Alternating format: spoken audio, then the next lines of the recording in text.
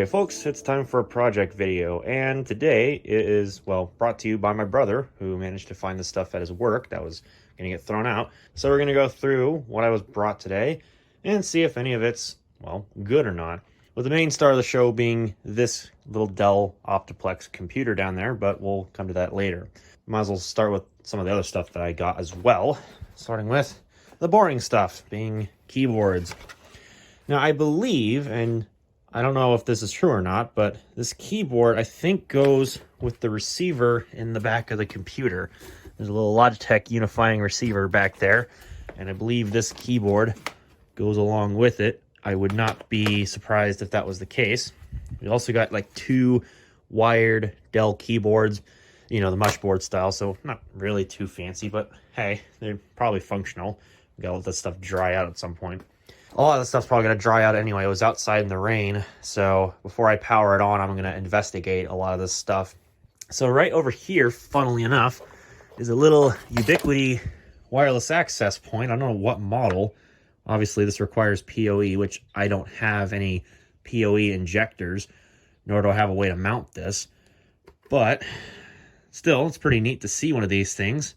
I'd have to look this up and see what model is. I'll take off this little mount here and see if there's any information that lingers underneath. Because that could be fun to play with. That could be a nice little router AP or something like that. I don't know. Probably just AP because, you know, it's only got the one connector. Then you got a UPS here, a APC back UPS XS1000. I don't know if that's a screen on the front. I would assume that it is.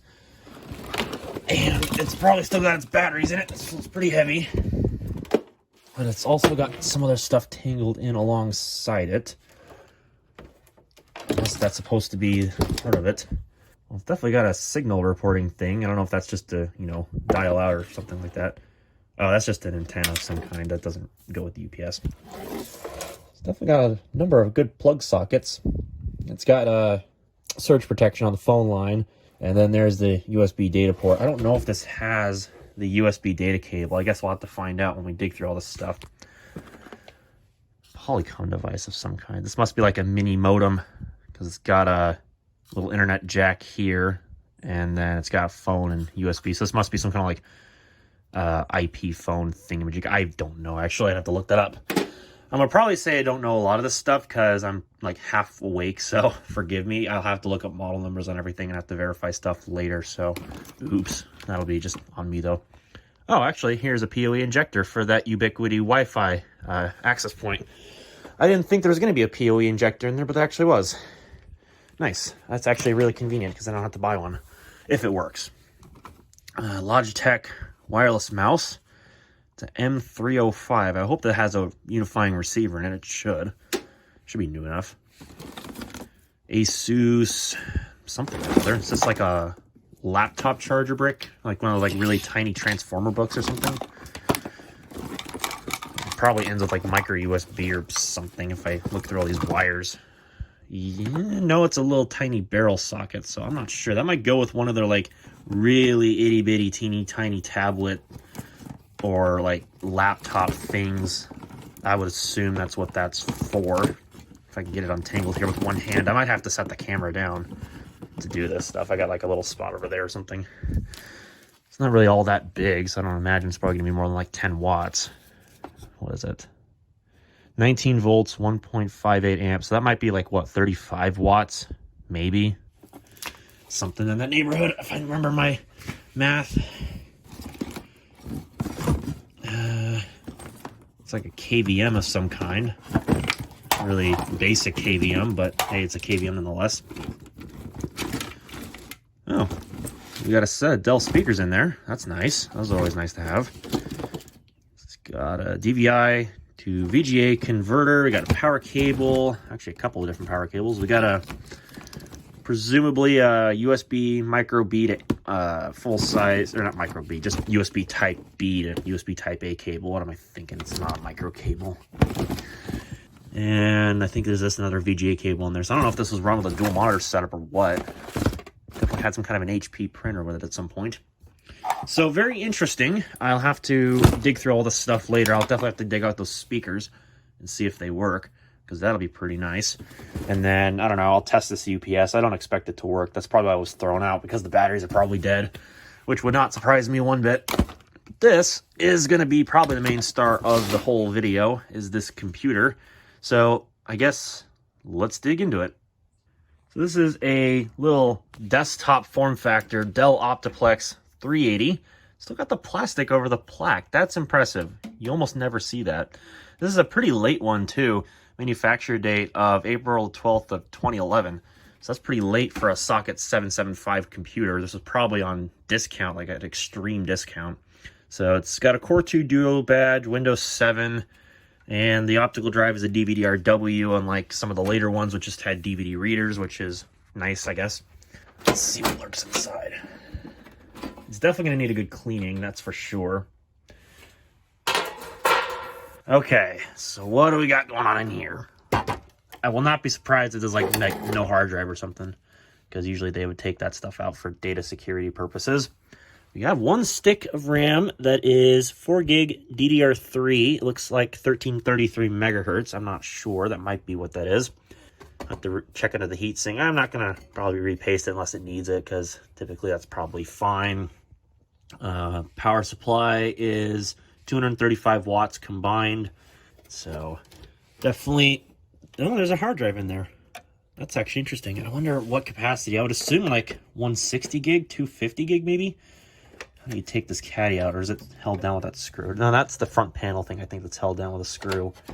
And then I'm not sure, does this like slide back? It's definitely wet. Hard drive is a 250 gig. Okay, so it wasn't too far off. So I'll have to see if there's anything left on it. I'll have to probably wipe that, which I'm going to do anyway. I'm just going to do a clean install of Windows, so that's not a big deal. But otherwise, yeah, it's not too bad. It's got the Dell integrated speaker there, which is pretty nice. And it does not have the serial and PS2 keyboard header, because these BTX era Dells, they didn't have true PS2 ports in typical Dell fashion, but they do have plenty of USB ports. So yeah, it's whatever. So I suppose, is that water coming out of that? Probably. So like I said, yeah, these things are probably gonna have to sit for a bit so I can get all the water out of them before I try applying power to anything, just because I don't want to have something short and blow up potentially, especially in the case of the power supply of this computer, because I'm not interested in trying to replace that if it blows up. But otherwise, actually, it's surprisingly clean on the inside. That's actually surprising. So it's definitely going to get a wipe down with a Clorox wipe on the outside before I do anything. And then I'm also going to have to see if I got a matching set of RAM that we can upgrade this thing past 4 gigabytes and make it dual channel, which would be quite nice, because that'll definitely give this thing a big performance boost. You know, anything for a Core 2 Duo at this range. And then I'll probably see if I got one of my little AMD display adapters, so that way I can pop that into the PCI Express and give this thing better graphics. Well, better graphics, figuratively speaking, just because I figure, you know, might as well try to see if we can make this thing somewhat worthwhile, if you know what I mean. All right, HD 8490, here we are. And yes, I had to dig through all my graphics cards, so, you know, whoops. Should have came better prepared, but I usually bury these crappy display adapters because I'm not using them. Because that's about the only computers that these things go into are these old Dells, so what the hell. Let's give this thing an HD 8490 then, and let's, you know, go from there. So that'll be quite nice. And then I think, yeah, this whole thing just slides up if I remember these desktop form factors. And then you then pop out the slot blink separate from the expansion card, and then you can put the card in. You then, you know, do that whole thing, and it's actually not too bad of a setup. So, yee. All right, graphics card is in, and in the PCI Express slot down there. So I just figure then we'll bring this inside. I'm going to start working on the whole Clorox wipe treatment on the outside of the case. And then that'll give this thing some more time to warm up and dry off. And we'll try giving it some power and seeing what it does, I guess. So here we go. I'm going to go just do this off camera because there's no point. You know, you've seen one of these dang Dells. You've seen them all, really. There's no point in me showing you all me cleaning it, I guess. Although I do think it's actually going to turn out pretty nice. All right, and here is the machine after some Clorox wipes. Actually cleaned up really well. A lot of the residue on the outside just came off. Well, I mean, this isn't exactly a good contrast because you can't see it, but it really wasn't all that much grime on the outside. It was mostly like trapped inside these little ridges inside of the case, and I'll probably have to like air compressor out some loose dust in the power supply later, especially now that it's been caked in water or something. I don't know, maybe I'll have to take it apart. We'll have to see how bad it is. It's not perfect. There's still a little bit I'm gonna have to like scrub out with one of these wipes, but so far, like, it actually almost looks new, which, you know, that's not easy to, well, I mean, it's not hard to accomplish, but it ain't easy to accomplish either, considering how many of these things were floating around at one point. So it's not too bad. So anyways, I just figured I'd catch up the video on this part, so I'll just skip ahead to when I power it on. Okay, so it's a pretty jank setup, but I've got the wireless keyboard here. Hopefully I got all the water out of it. It's actually not too bad a shape, so that's nice. I got DVI connected to the graphics card I plugged in. I got a mouse, that red one there. So it's just time to plug in the power cord and see what happens here in this disaster of a room. Smoke test. It lit up, so that's definitely something. Make sure my monitor is in DVI mode before we continue, just to make sure. Okay, it was in DVI mode, perfect. Oh, it actually powered on. Crap. Oh, I got the keyboard off, dang it. Hang on, Control Delete. I don't know if that just registered or something. Windows Resume Loader. Your system's firmware did not preserve the system memory map across a Hibernate transition. Keyboard is not working, so I am probably going to have to fix that. Oh, we'll let this resume because I can't do anything at this rate, so might as well be nice to Windows, or at least as nice as I can. Not going to show what's on the screen, though. It's probably sensitive information, so that's probably for the safety of the company that this came from. Aw. Looks like the hibernation file is borked, so oh well. That sucks. I'm going to have to find my USB keyboard here for this keyboard, and we'll see if we can actually like try to do something. Okay, let's see if a hot plug keyboard works. Oh, it did. Okay, well, we're starting Windows 7, so again, I'm not going to show anything on the screen, but let's see if there's anything left on this. All right, so I'm looking in the system properties thing real quick just because I can show that, no big deal. So it does have the original Dell OEM Windows 7 Professional, and I absolutely nailed the CPU right on the head. I didn't even try. Core 2 Duo E7500. I called that one in my Discord server. Ew, 32-bit Windows, but it's got 4 gigs of RAM and, of course, no display driver because, well, I mean, I put in that HD 8490, so obviously that's not going to work right away. And, well, I mean, I don't really care about it. It's long a keyboard driver. It's not a really big deal.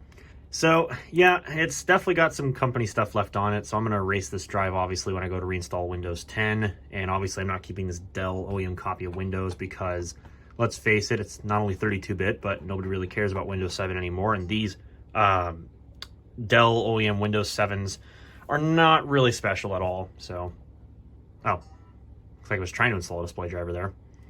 Anyways, so yeah, I'm going to go ahead and fast forward to when I start getting this thing set up and ready to go. All right, it's BIOS update time. We're currently on AO3, so we should be getting AO7 after this, which will be nice. I figure while I still got Windows 7 on the hard drive, I might as well run the BIOS update at the very least because, well, I can't do that under Windows 10 because it'll just say flash access denied all the time because Dell's got some really goofy lock on these things that only makes things work under Windows 7, which is kind of weird. But, you know, even compatibility mode doesn't fix it, so it's just one of those things. So we'll just see. Yep, BIOS update successful. Awesome. All right, so I'm out here in the garage again. I just wanted to check on this UPS. So it's got no batteries, which that's probably for the better because I don't think I would want some bloated, swelling, sealed lead acid batteries to have to deal with. But you could probably order some replacements on the internet somewhere. All the electronics on the inside, on the inverter side, seem okay. I don't see any obvious like crispy marks or discolorations on the PCB. So I think it just got old and they didn't want anything to do with it, so they just pitched it. So it might just be a fully functional UPS. I just got to get some batteries, or maybe a battery. I'm not sure what this unit takes. Find a cover and see if I can get this thing connected, because you know what? You know, this might not actually be the worst thing ever. It's not obviously a high-end UPS by any means, but it's definitely better than one of those like stupid plug strip ones that only supports like what, a couple hundred watts maximum. Yeah, it just uses a direct, get this in there, uses like a direct connect like battery system. So that might be fairly easy to find batteries for. I'll have to look up the model number and everything just to be sure. So I don't know, maybe I'll plug it in and I'll see if the electronic part of the circuitry actually works, see if it like lights up and beeps and whatnot. I know it's going to be obnoxious because there's no batteries, and it might not even power on with no batteries, but I'll just be curious to see if it actually does anything. And maybe that might be a win, maybe it might not be a win, who knows. So yeah, I'm going to grab this mouse because I'm going to see if this has no receiver, because that keyboard didn't work. So I'm wondering if it's because, yeah, there's no receiver inside of here. So I almost wonder if this is the mouse that went with that receiver. Because if it is, and it might just be unifying, I'll download the unifying software and reprogram this mouse to that keyboard, make a set. And then obviously, again, I'm going to have to go through these speakers and have to disconnect everything. So that's going to be fun. But yeah, I just wanted to see about that UPS because it doesn't look like it's got anything in the way of, well, anything that would probably stop it from working at all. So I might just have to save up a bit of money and buy some batteries for this thing and see if she fires up, because that'll be a great addition to my room, because I could actually use a UPS. That would be excellent. All right, well, I just got to try this real quick. So what I'm going to do is I'm going to plug the power cord in. I'm going to plug this stuff over here. Hopefully it doesn't fall over. Okay, good. And then, oh, there's some white spray paint on that. Oh, wait, I got to also plug the Dyson, because this plug is mounted with the grounding pin facing upwards. All right, let's see what happens here. I don't think it's going to do anything. At least it's not really going to do anything entertaining. Or maybe it doesn't do anything at all. I don't know. I hear the inverter click on. Yeah, lit up. Nice. So electronics actually work. Sweet. So I just need to get some batteries for this thing. Excellent. I'll have to go verify the model number on the bottom of the UPS. I think it's one of these, because I threw in the XS1000 model number. And these are the genuine APC replacements. And they're about 55 bucks, which isn't awful. I mean, obviously it's an OEM replacement, so it's going to be OEM pricing. But even still, that's not awful for like the battery pack. About 7 amp hours at 12 volts. That's really not bad at all. I'll just have to figure out if there's some like decent third-party replacement so I can bring the cost down. But I don't know. I'll throw that in my watch list so I know what model to look up. And then I also need to look and see if I can find the cover that'll then cover when these are plugged in and, you know, makes it look nicer. So I'll have to see if I can find something like that. I don't know if it's going to be probably eBay I'm going to have to look at or what, but we'll figure it out. But either way, that's not really too bad of a price. I'd be decently, I mean, it's compelling. And there we are at the desktop of Windows 10, you know, 20H2, nothing fancy here. I do want to look in Task Manager. I'm just curious to see what the memory usage is like real quick before Windows Update and everything starts smashing the hard drive. Actually, it's not horrible. It's not great, but that number will update here once it stops freezing. There we go. Yeah, 40%. I mean, that's not awful. It could be better if I upgrade the memory, which I'm definitely going to do. But honestly, it's not too bad right now.